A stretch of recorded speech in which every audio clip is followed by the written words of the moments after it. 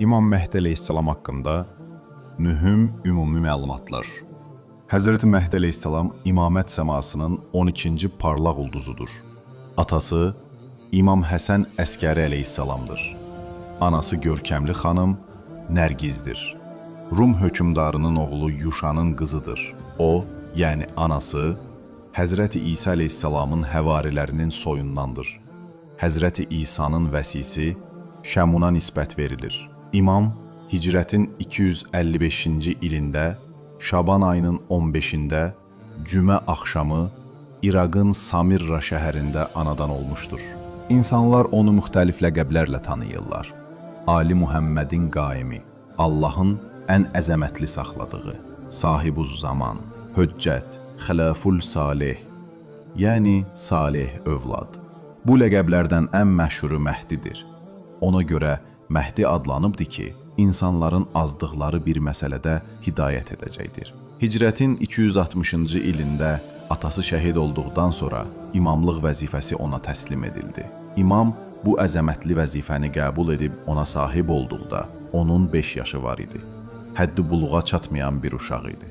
Onun imamlığı haqqında babası Həzrəti Peyğəmbər sallallahu aleyhi və alihi və səlləm və məsum ata-babaları bir-birinin ardınca açıq şəkildə dəlillərlə bildirmişlər.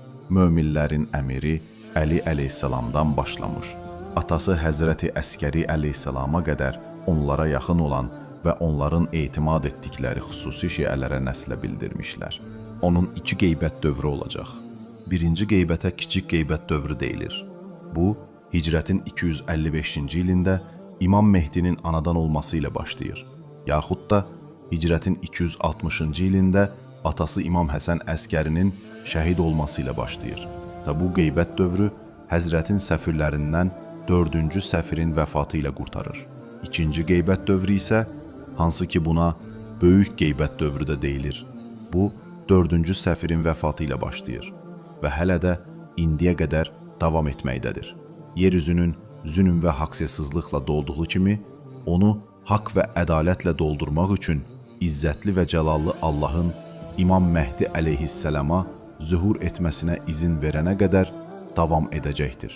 Həzrəti Məhdi kiçik qeybət dövründə imamlıq məsuliyyətini həyata keçirirdi. O, böyük qeybət dövründə də mümkün olan rəhbərlik və imamlıq vəzifələrini yerinə yetirməkdədir. İmamın üzərinə düşən vəzifələrin heç də hamısı onun zühuruna bağlı deyil. Onlardan bəzilərini hətta qeybdə olsa belə yerinə yetirir.